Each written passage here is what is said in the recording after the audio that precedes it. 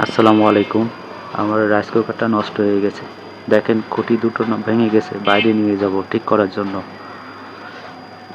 সঙ্গে আমি driving licence করার জন্য একটা ফর্ম পূরণ করছি, এটাও সঙ্গে করে নিয়ে যাচ্ছি, দেখা যাক কি হয়। এটা আমি এই জুতাটা নতুন কিনছি।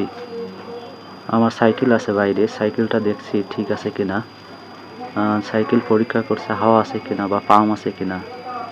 সাইকেলে হাত দিয়ে দেখছি, আহারে আল্লাহ, সাইকেলটা হাওয়া নিয়ে বাইরে নিয়ে যেতে হবে মিস্ত্রির ঘরে।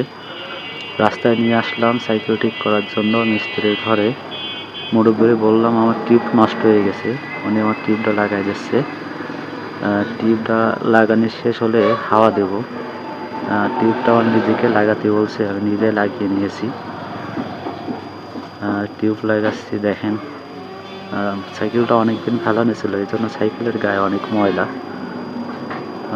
টিউবটা লাগানো হয়ে গেলে আমি এখন এই বিআরএসের এই লাইসেন্সটা পূরণ করার জন্য করছি। অবশেষে আমি আমার কয়েলটা ঝালাই করতে পারছি এবং অবশেষে চলে আসলাম রুমে। সবাই আমার জন্য দোয়া করবে। নেক্সট কোনো এপিসোডে দেখা হবে ইনশাল্লাহ।